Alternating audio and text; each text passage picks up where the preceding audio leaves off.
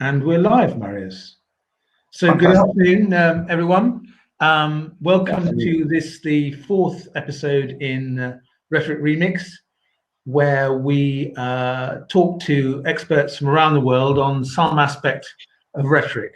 And we've had commentators from the US, from Saudi Arabia, from Pakistan, from the UK, from Denmark, from many, many different parts of the world, from Russia even.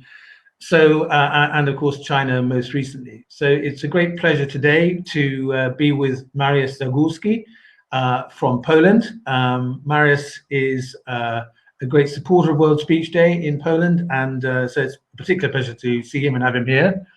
And Mariusz is going to talk to us today about Polish rhetoric in Poland, and we'll give him a chance to tell us about that and the tradition of rhetoric in Poland, and then we'll maybe come back with some questions.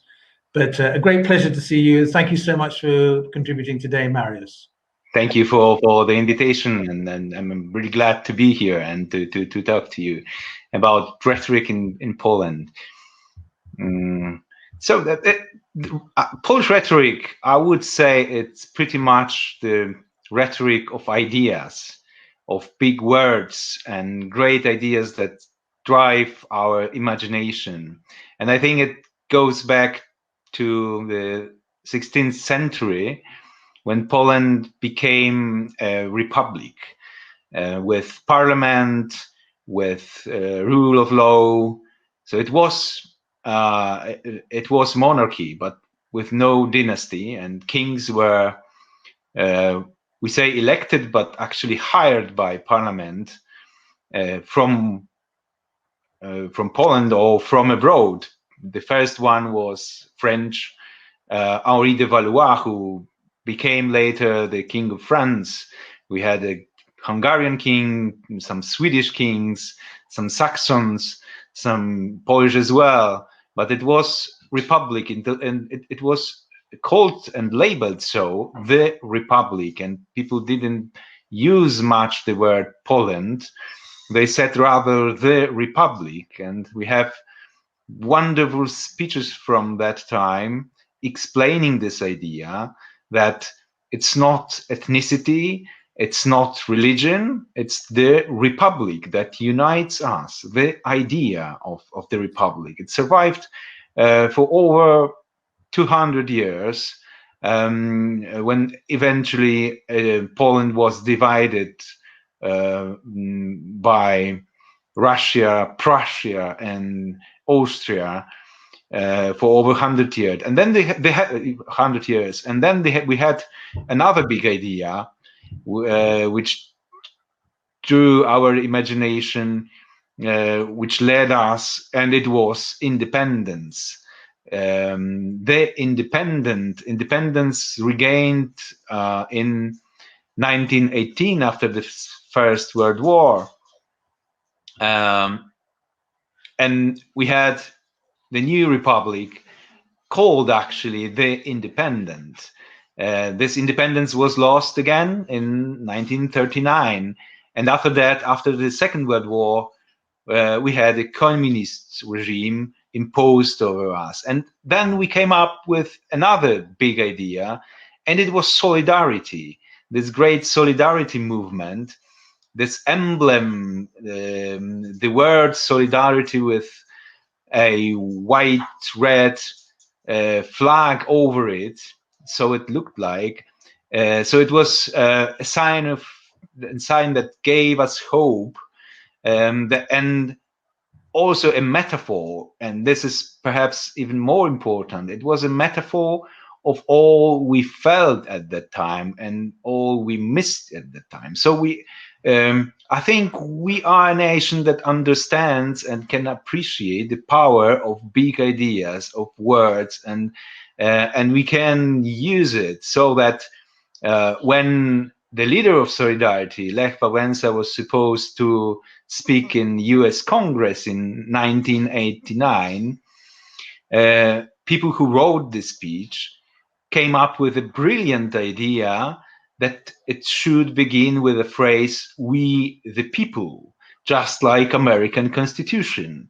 And it opened, this symbolic phrase opened a quite new perspective, going back again to the 18th century, to our great hero Tadeusz Kościuszko, who was close friend to Thomas Jefferson and who fought in defense of our constitution declared in 1791, just after American and before French one.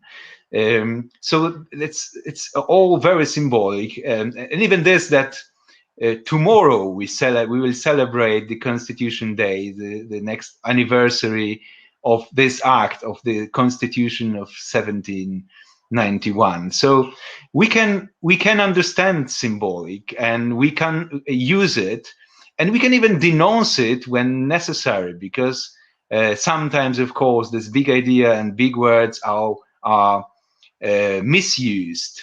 And in 1939, on the 1st of September, the very day when Germans invaded Poland, Ignacy Jan Paderewski, who was a great and super famous pianist, just like Lang Lang, or even more, but he was also a Polish prime minister for a while. He gave a speech on BBC on the word peace used by Hitler, and he said Hitler loves peace. He used it many times in many speeches on many occasions. So why can we find a peaceful agreement? Perhaps because we give a different meaning to the same word. Hitler's peace means give up all your hopes, surrender to all my wishes, etc., etc. And this is something we cannot accept. And this is interesting because when we look at the Cold War, so the period after the Second World War, this is pretty much a rhetorical conflict between two words, and one of them is peace, proposed by communists. There was this Russian word mir, peace, ubiquitous. It was everywhere. And on the other hand, there was freedom.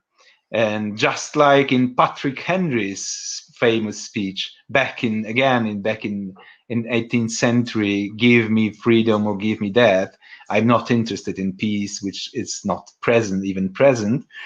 So so this is somehow anticipated in this Paderewski's BBC speech in 1939.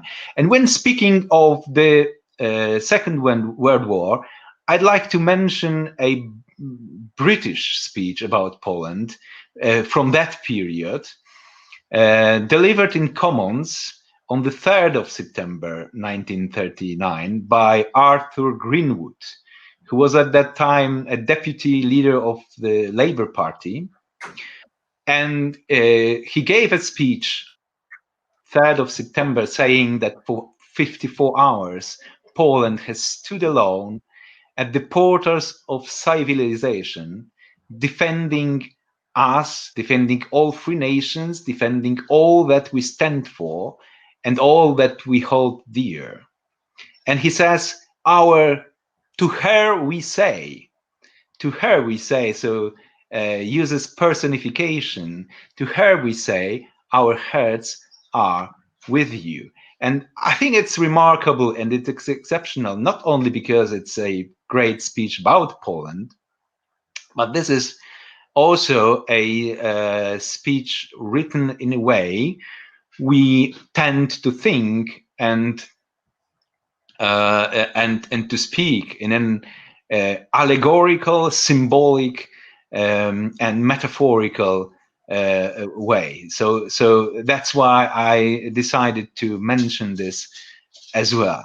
So it is Polish rhetoric, at least as I can see it, as I feel it should be understood. And that's a wonderful kind of overview, Marius. How do you think this sort of tradition and this sort of the great idea then now expresses itself in contemporary Polish rhetoric? Yes, so we are looking for a new great idea, certainly, and I think we have a 30 years period of constant growth and freedom and democracy behind us, and I think we all want it to be stable, to be constant, to be to continue. And I think the word and the idea which is with us still, and we want to be our flag word now, is probably the success. We want success. We want to be stable, to be great country in the middle of Europe. And I think this is what drives us now. So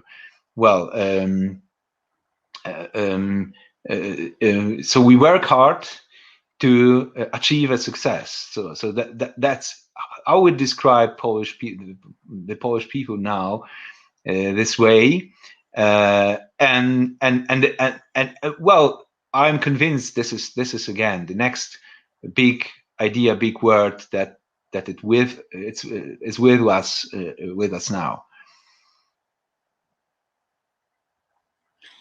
And do you think there's a particular style of public speaking that characterizes Polish discussion and debate in any way? I'm always interested in the different kind of styles and cultures in speech making, because it's very often something that people lose and forget. So I was just wondered if there's anything that you think is characteristic. Yes, I think it's always pretty emotional. So it appeals to emotions, it appeals to feelings, and appreciates feelings, I think. And well, it's very much based on flag words. So we always look for words which are important and refer to them just to describe what we want to achieve or convince people to.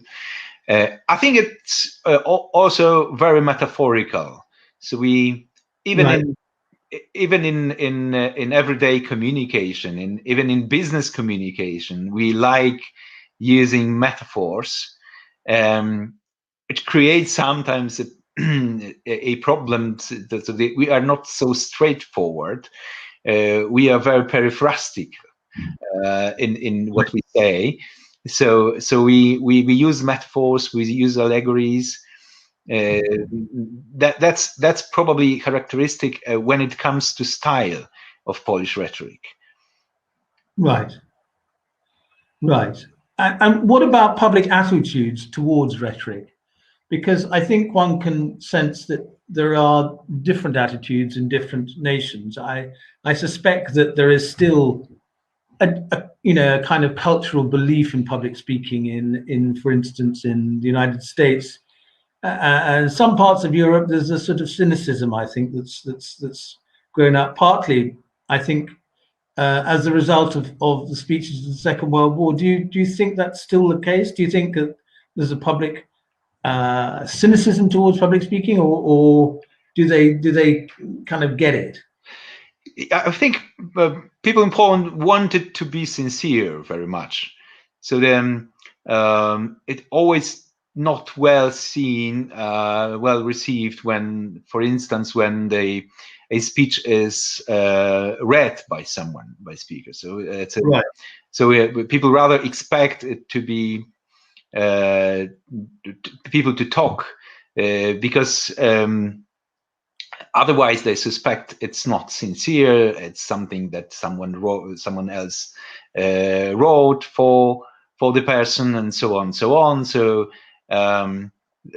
that's probably characteristics. So so we have, there is no such a culture like in United States, which is changing, I think, now in United States very much, of speech writing as a professional activity, which is obvious that people use prompters or read speeches written by someone else. So that it's not like this in Poland. So we can see this tendency that we expect speakers to be sincere, to speak from their heart, from their mind, even if it's not perfect when it comes to style, when it comes to how the speak is constructed, even grammar. It's not so important as the sincerity of a speaker. So that's definitely very characteristic. Very interesting. So it's really that authenticity. Yes, authenticity is a must, I would say, in Poland. And the personality then that drives the speech. Exactly. Yes. Yeah. And who are the sort of great exponents of public rhetoric now in Poland? Who are the sort of people that stand out in public life as great speakers that we should be aware of and aware of what they're saying? Well, I think there are many talented people, as well in politics as well as in business. So I don't want to come up with any names, but there are many talented, successful, and listened people who speak very well, and even it's ever better. So I think the quality is also improving. So the style changes. Right. So in 90s we had mostly great intellectuals. Yes. Who elaborated philosophical, existential, sociological speeches. Now everything tends to be more simple and appeal to we say normal people, to average people, to be understood. So we look for simple language, simple words, for big ideas. So that's the point now, and many people are doing quite well on this. And geographically, Poland sits in the middle of Europe, as you say. Yes. What are the sort of main influences in sort of cultural and therefore rhetorical terms? Is it a Russian influence, or is it more of a sort of European influence? I think definitely more European difference, and first of all, it is ancient and Latin influence. This is still, I would even say, it's still most important. So in the times I spoke about at the beginning, so the Republic, 16th, 17th, the 18th century. So the language of intellectuals was still Latin, and they studied Cicero, ancient texts, and so on, and it influenced pretty much Polish rhetoric. So we still continue to cultivate this heritage. I'm saying this also because I'm also a classicist. So I'm a Latinist myself, and I can follow it throughout the history. and can say that this is most important source of our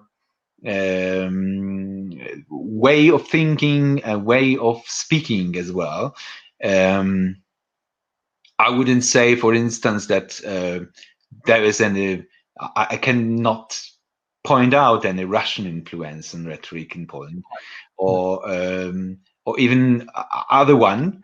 I think we all look at British-speaking world, so Britain and the US. It's something that we follow and admire, of course. I like very much watching the commons and so on. So this is something we follow, and we are influenced by, certainly, for sure.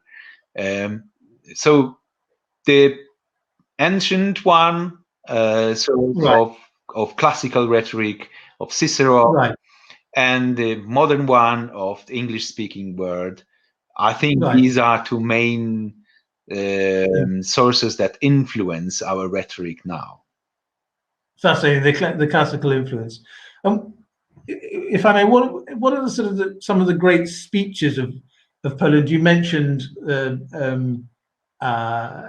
Walesa and the great solidarity speeches. Are there other ones that stand out? Because again, one of the things that fascinates me is getting an inside track on the great speeches of other nations that we don't know about ourselves. Yes, so of course there are some interesting speeches like this of Paderewski and this of from the time before the Second World War. But for the world, for international influence, I think the speaker who is worth mentioning now, mentioning here, is of course I think John Paul II, who was who was a great communicator, and well, he also used this rhetoric of ideas as well. So he focused on some great ideas and words of this 20th century. So words like freedom, human, or work meant pretty much to him, and I think there was a reason for it, because these were three movements, the great movements of the 20th century. So liberalism and humanism and communism, and they were based on these three ideas, and he wanted very much to deliver his own vision of these three, simply because he understood that that was the demand, that people that was of concern of the world, and he wanted very much, and he tried very hard to deliver his own vision of these three ideas. So he really used this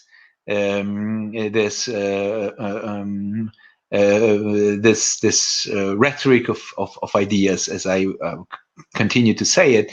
And he was also a great communicator, well prepared, because as a young man he was an actor.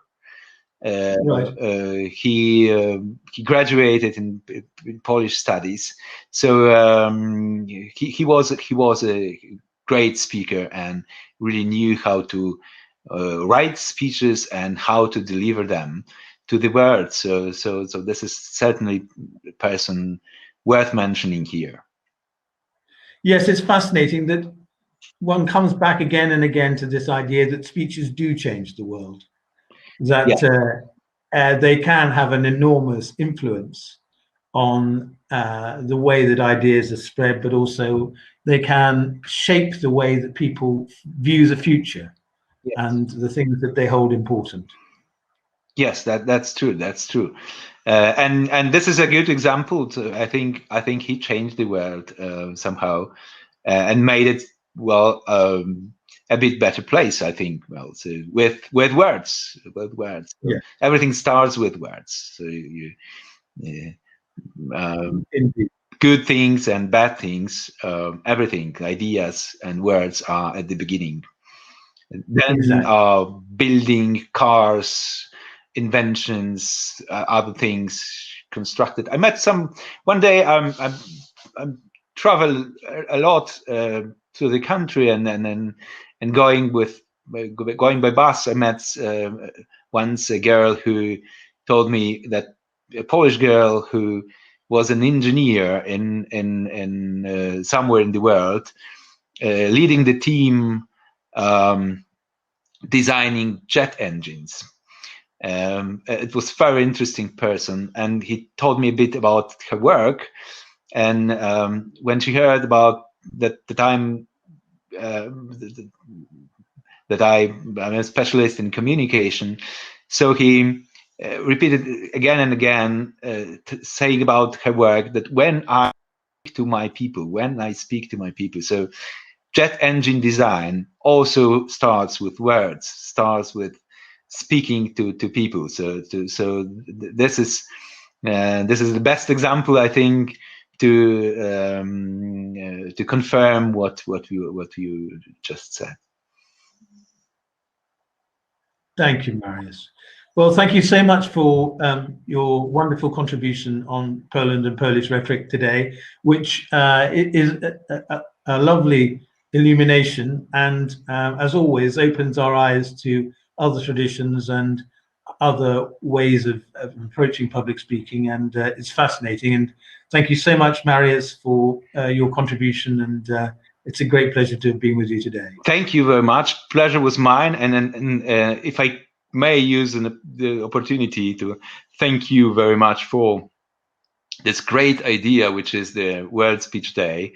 And I think I can say we all look forward to celebrating it next year on 15th of March 2021. So thank you for gathering us in this lovely community of World Speech Day participants, and well, that's wonderful, that's lovely, and thank you once again.